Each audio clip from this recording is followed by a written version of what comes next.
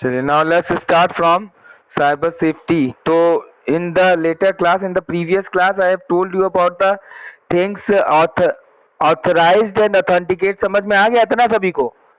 Hello, authorise and authenticate तो clear हो गया सभी को, क्या है कैसा है? ये अपना माउस, अरे ये अपना माइक ऑफ करें, सब आवाज आ रही है उधर से। चलिए आगे हम स्टार्ट करते हैं। आगे देखिए उसमें क्या लिखा हुआ है। The term has been derived from the Greek word kybernetes which means steersman और गवर्नर।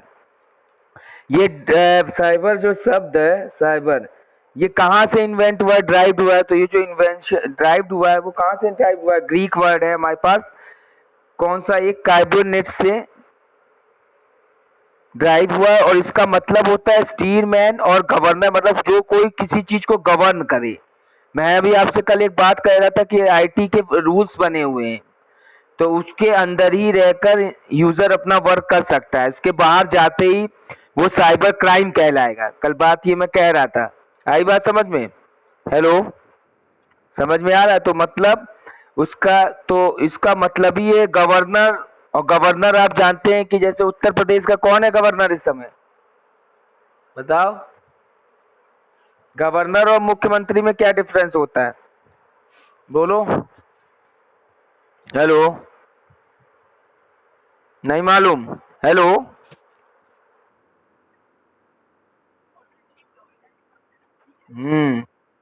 अच्छा ठीक। और तो यही है, तो इसी तरीके से साइबर में भी साइबर के जो रूल्स हैं, साइबर सेफ्टी है, तो वो एक तरीके से ये वर्ड जो रखा गया है, कोई चीज गवर्नर की तरह गवर्न करे और सब कुछ वो डील करे, कहने का मतलब। The use of IT has helped all sectors such as, IT कहाँ कहाँ हेल्प करता है? तो आज तो प्रेजेंट सिनेरियो में you have to know about all the things की कहाँ कहाँ। एक तो बिजनेसमैन में IT का यूज है, एजुकेशन में भी है, स्पोर्ट्स में एक्सेट्रा, मतलब ऑल द फील्ड्स में सभी जगह आजकल IT का यूज हो रहा है।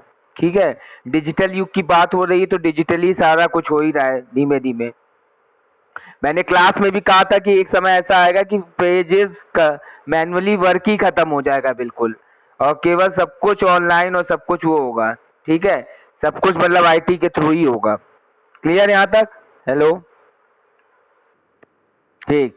Around the world to grow immensely, ठीक है, तो और ये सब चीजें वर्ड में विश्व में लगातार बढ़ती ही चली जा रही हैं। ठीक है, however the data and information stored in computers can be accessed for use with both positive and negative intention। ठीक है, तो जो भी ये डेटा और इंफॉर्मेशन हम कंप्यूटर पे स्टोर करते हैं और जिनको लोग एक्सेस करते हैं, तो उसको एक्सेस करना, यूज करना, स्टोर करना, ये दो तरीके से होता है। एक तो बहुत पॉजिटिव है निगेटिव इंटेंशन, जिसका एक पॉजिटिव भी होता है निगेटिव। ठीक है, जब तक हम साइबर के IT के रूल्स के अंदर सारा काम करते हैं तो वो तो पॉजिटिव में आ जाता है, पर जैसे ही हम कोई ऐसा काम करते हैं जो उसके किसी भी रूल को IT के वॉयलेट कर रहा हो, तो वो चीज निगेटिव में चली जाती है। आई बात समझ में? तो वही ये कह रहा है, use with both positive and negative intentions. Intention आपका पॉजिटिव है तो आप ठीक है, अंडर हैं, IT के रूल्स के काम कर रहे हैं। बट आपका इंटेंशन अगर निगेटिव है तो आप IT के रूल्स के बाहर चले जाते हैं। उसी को एक वर्ड कहा गया है साइबर क्राइम। आई बात समझ में? हेलो, क्लियर यहां तक सभी को? हेलो, ठीक। अब आगे देखिए क्या कह रहा है इसमें। तो negative intention, the miss use of IT has created threatening circumstances of personal and organizational security। तो जब भी हम IT का मिसयूज करते हैं, तो ये कह रहे हैं मिसयूज ऑफ IT का मिसयूज हो रहा है। हैज क्रिएटेड, क्या चीज क्रिएट होती है भाई जब जैसे हम मिसयूज करना शुरू कर देते हैं? थ्रेटनिंग सर्कमस्टांसेस, एक डरावनी परिस्थितियां उत्पन्न होने लगती हैं फॉर पर्सनल। एक तो पर्सनल यहाँ लिखा है, बेसिकली पर्सोनल होना चाहिए। अच्छा, have you differ about the terms, two terms about personal and personnel? Personnel क्या होता है बता सकते हो? स्पेलिंग होती है, मैं लिख के बता रहा हूँ। इन दो मीनिंगों का मतलब बताइए, ब्लैक बोर्ड शेयर कर रहा हूँ मैं, एक मिनट। चलिए देखिए, एक होता है ये पर्सनल जो कि लिखा हुआ है, दिख रहा है सभी को, और एक होता है पर्सोनल। इसमें डिफरेंस बताओ, कोई बता पाएगा? पर्सनल और पर्सोनल एक एन होगा जरा एक में।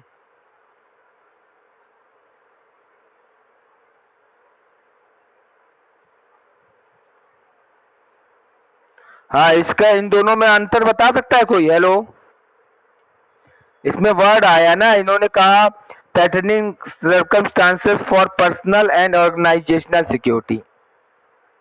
चलिए पर्सनल तो लो। हेलो हेलो हेलो, नहीं आ रहा है ये समझ, ये वर्ड का मतलब नहीं मालूम दोनों का अलग अलग किसी को भी, जो मैंने ब्लैक बोर्ड पे लिखा है। हेलो,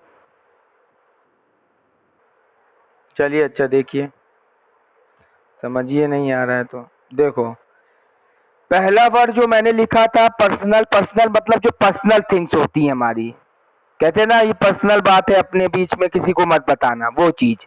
पर्सोनल का मतलब होता है कोई एम्प्लॉय, कोई व्यक्ति। जब पर्सोनल कहेंगे तो मतलब वो किसी चीज का एम्प्लॉय है, कोई व्यक्ति की बात कर रहे हैं, कोई पर्सन की बात कर रहे हैं। मतलब पर्सन को हम पर्सोनल भी कहते हैं बेसिकली। वो पर्सोनल बेसिकली होता है जैसे कि कोई कंपनी में, ऑर्गेनाइजेशन में, किसी भी प्राइवेट सेक्टर या गवर्नमेंट सेक्टर पे काम कर रहा है, तो जिसको हम लोग एम्प्लॉय बेसिकली कहें, एम्प्लॉय का सिनोनिम ही आप साइनोनिम समझ लीजिए पर्सोनल होता है। आई बात समझ में? हेलो, पर यहाँ पे ये कह रहे हैं कि जब भी हम आईटी का मिसयूज करना शुरू करते हैं, क्रिएटेड थ्रेटनिंग, ऐसी डरावनी परिस्थितियां उत्पन्न हो जाती, क्या पर्सनल एंड ऑर्गेनाइजेशनल सिक्योरिटी, तो जिस सिक्योरिटी, जो ऑर्गेनाइजेशन की सिक्योरिटी है, सिक्योरिटी और पर्सनल चीजें हैं, उनके लिए एक डरावनी स्थिति उत्पन्न हो जाती है। जबकि आईटी का मिस यूज कर रहे हो, हैकिंग वाला प्रोसेस कर रहे हो या कुछ कर रहे हो, तो इसलिए a number of vulnerabilities and a few flaws on the web may provide ways for unauthorized access and violation of rights।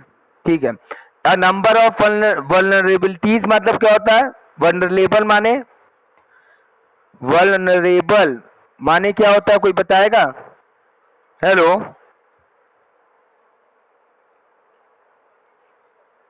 Hello, vulnerable माने क्या होता है बताओ? बोलते ही नहीं तुम लोग, ऑनलाइन में बिल्कुल नहीं बोलते हो। कुछ पूछ रहा हूँ, हाँ ना में जवाब तो दे दिया करा करो।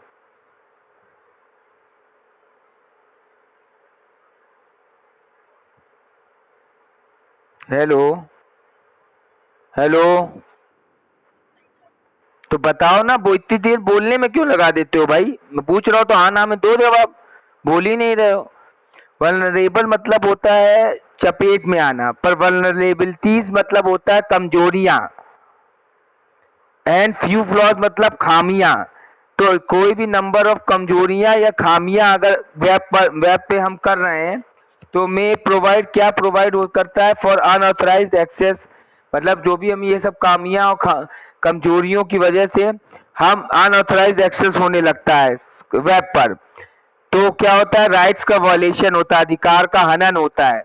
जैसे आपने देखा फेसबुक पे आईडी तोड़ के फेक आईडी बना लेना, या किसी को हैरेसमेंट करना थ्रू डिजिटली हैरेसमेंट करना, तो ये सब चीजें क्या राइट्स का वॉलेशन करती हैं। क्लियर? हेलो, ठीक है। Which need to be prevented in order to maintain information system and security. Which need, ये क्या कहते हैं? Which need to be prevented in order to maintain information, तो एक जब तक साइबर सेफ्टी नहीं होगी तो हम क्या करेंगे? नीड, तो इन सब चीज़ों को रोकने के लिए हमें एक ऐसे ऑर्डर और मेंटेन इंफॉर्मेशन सिस्टम की ज़रूरत पड़ेगी, और सिक्योरिटी की, जो इन सब चीज़ों को, जो राइट्स का वॉलेशन हो रहा है और अनऑथराइज्ड एक्सेस हो रहा है, उनको रोकने के लिए फिर साइबर सेफ्टी का सहारा लिया गया और एक तरीके से रूल्स बनाए गए और साइबर सेफ्टी की गई। ठीक है, क्लियर? या ये पैराग्राफ समझ में आया पूरा? किसी को कोई डाउट हो तो पूछ लो, आगे बढ़े। थ्रेट्स टू साइबर सेफ्टी, एक एक लाइन में एक एक वर्ड समझा रहा हूं, घर पे आप लोग पढ़ते हो कि नहीं, बुक की रीडिंग कर रहे हो कि नहीं? हेलो, करोगे तो तभी अच्छे से आंसर्स लिख पाओगे एग्जाम में, और आगे बोर्ड के लिए भी तुमको रीडिंग करनी पड़ेगी, तो बुक की हैबिट रीडिंग की अभी डाल लो तो ज्यादा बेटर है। पढ़ाने को तो मैं ऐसे साइबर सेफ्टी को नॉर्मल भी बोल देता हूँ, मैं जानबूझ के एक एक लाइन पढ़ता हूँ। तुम लोग में से कुछ सोचते होगे कि सर तो एक एक लाइन पढ़ रहे हैं, एक एक नॉर्मल ऐसे ओवरव्यू दे दें। ओवरव्यू भी मैं दे सकता हूँ, पर उसमें मुझे मालूम है कि तुम लोग इतने मक्कार हो कि घर पे फिर पढ़ोगे नहीं, क्वेश्चन आंसर करा दिए गए वो रट लोगे, और ये जो है ओवरव्यू से तुम बस हाँ समझ लिया, समझ लिया, हो गया, ठीक है, पर इससे तुम्हारी नॉलेज कुछ नहीं बढ़ेगी। या तो तुम ईमानदार हो, हम ओवरव्यू बता दें, तुम पूरा रीड करके आओ और हमसे क्वेश्चन पुट अप करो। तो ऐसा है, पता नहीं तुम लोग करते हो कि नहीं करते हो, मुझे नहीं पता, तो मैं ऐसा सोचता हूँ तो इसीलिए मैं जानबूझ के पूरी पढ़ाता हूँ, ठीक है। आई बात क्लियर है सभी को, इसीलिए मैं पूरा पढ़ाता हूँ। हेलो, चलिए, थ्रेट्स टू साइबर सेफ्टी क्या है अब इसको देख लेते हैं। अब साइबर सेफ्टी से रिगार्डिंग जो जो थ्रेट्स हैं, मतलब क्या थ्रेट्स हो सकते हैं जिसकी वजह से हमें साइबर सेफ्टी की जरूरत पड़ी, क्या क्या थ्रेट्स हो सकते हैं जो हमारी चीजों को, डेटा को अनऑथराइज एक्सेस कर ले, डिस्ट्रॉय कर दे, डेटा डैमेज कर दे, information. People in the IT field generally resort to unethical practices in order to access sensitive information from a computer. ठीक है, तो जो पीपल्स होते हैं आईटी फील्ड में जनरली क्या करते हैं, वो रिसोर्ट करते हैं to unethical practices in order to access sensitive information from, मतलब रिसोर्ट का मतलब होता है वो कोशिश करते हैं एक तरीके से, अनएथिकल प्रैक्टिसेस का मतलब जो एथिकल नहीं है। देखो आपने दो वर्ड सुने होंगे, यहाँ पे कानपुर में कहीं होती भी है कोचिंग, जैसे एक आपने सुना होगा एथिकल हैकिंग और अनएथिकल हैकिंग, वर्ड सुना है कभी किसी के मुंह से? एथिकल हैकिंग और अनएथिकल हैकिंग। हेलो कुणाल, तुम नाइन्थ क्लास में हो, टेंथ में हो? कुणाल सिंह, कुणाल सिंह, हेलो कुणाल, हाँ, तुम नाइन्थ वाले हो कि टेंथ वाले हो? अच्छा, एक कुणाल वहां पे भी है। अच्छा अच्छा, एक, ठीक ठीक, वही हम कहे एक कुणाल वहां पे भी हो, मैं कहे गलत तो नहीं आ गए क्लास में एंटर कर गए। चलिए, ठीक है, चलिए, information in order to access, मतलब अनएथिकल एथिकल हैकिंग होती है, एक हैकिंग होती है, एक एथिकल हैकिंग होती है जिसमें सही चीजें सिखाई जाती है। अनएथिकल का मतलब वही हो गया जो गलत काम हम कर रहे हैं, अवैध है, इनवैलिड है काम वो, तो उसको अनएथिकल वर्ड कहा गया है, एथिकल नहीं है वो। तो ये ऐसे लोग आईटी की फील्ड में कोशिश करते हैं सेंसिटिव इंफॉर्मेशन को कंप्यूटर से एक्सेस करने के लिए। They find different ways to crack the security system of the computer and get the information. तो ये अलग अलग तरीकों से सिस्टम के, कंप्यूटर सिस्टम की सिक्योरिटी को क्रैक करते हैं और इंफॉर्मेशन को गेट कर लेते हैं। फिगर 1 बता रहे हैं, shows the some common types of cyber threat। कुछ एक फिगर में देखिए वेरियस साइबर थ्रेट्स के बारे में कुछ के बताया गया है, जैसे स्पूफिंग होता है, मालवेयर होता है, हैकिंग होती है, फिशिंग होती है और पासवर्ड क्रैकिंग। पासवर्ड क्रैकिंग तो सुना होगा तुमने, सुना है सभी ने पासवर्ड क्रैकिंग? हेलो, ठीक है, तो ये आप बाकी का नहीं सुना होगा, बाकी हम एक एक देखेंगे, ये इंपॉर्टेंट। यहां तक क्लियर सभी को? हेलो, चलिए, मालवेयर पहले देखते हैं, मालवेयर जो थ्रेट्स है साइबर सेफ्टी का क्या है। It refers to malicious software that is designed to interrupt ongoing computer operation. एक एक लाइन समझना भैया, ये सब बड़ा इंपॉर्टेंट है, इसीलिए मैं धीमे धीमे एक एक लाइन पढ़ रहा हूँ, इसमें रटोगे तो भूल जाओगे। मोस्ट ऑफ द जो थ्रेट्स हैं साइबर के वो सिमिलर हैं, बात को समझना।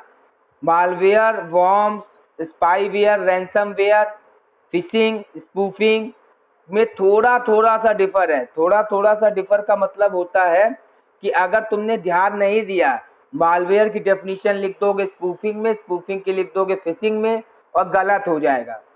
आ रही बात समझ में सभी को? हेलो, इसलिए पेंसिल लेके रखो, और जो मैं लाइन को ज़्यादा एम्फेसिस करके बता रहा हूँ उसको अंडरलाइन करना, वही उसका आंसर है, उसको याद करने का तरीका भी। It refers to malicious software that is design to interrupt ongoing computer operation. क्या कह रहा है, देखिए पहली लाइन में बताया मालवेयर जो साइबर थ्रेट्स हैं वो ये होते हैं कि एक तरीके का ऐसा मैलिशियस सॉफ्टवेयर होता है जो डिज़ाइन किया जाता है to interrupt ongoing computer operation, जो कि मतलब जैसे ऑन गोइंग कंप्यूटर ऑपरेशन चल रहे हैं उनको रोकना, उनके कार्य में बाधा उत्पन्न करना। अब वो क्या काम हो सकते हैं, कॉमा जैसे कंप्यूटर, ठीक है, comma collect private information and gain unauthorized access to a system resources. तो ये क्या करते हैं सॉफ्टवेयर, जो मैलिशियस सॉफ्टवेयर होते हैं, पहले तो ये प्राइवेट इंफॉर्मेशन को तुम्हारी कंप्यूटर से कलेक्ट करने लगेगा, इसके बाद अनऑथराइज्ड गेन भी करेगा, एक्सेस करेगा सिस्टम के रिसोर्सेज को। रिसोर्सेज की बात करेंगे तो सारे पेरिफेरल डिवाइसेस की बात हम कर रहे हैं, जिसमें माउस हो गया, कीबोर्ड हो गया, प्रिंटर हो गया, स्कैनर हो गया, या सारी इनके रिसोर्सेज की क्या करेगा, इंफॉर्मेशंस लेगा, गेन करेगा unauthorized access. Malware can also damage or delete files, slow down a computer, change PC settings, send annoying advertisements etc. और क्या क्या मालवेयर के अलावा क्या क्या डैमेज करता है ये भी याद रखना है आपको। पहले तो फाइल को डिलीट कर देगा सारी, स्लो डाउन अ कंप्यूटर, तुमने देखा होगा कभी कभी कंप्यूटर में जब बहुत ज़्यादा वायरस आ जाते हैं तो वो सिस्टम हैंग करने लगता है और इसकी स्पीड जो होती है बहुत स्लो हो जाती है। ये कभी किसी ने फील किया है किसी का अपने कंप्यूटर में? हेलो,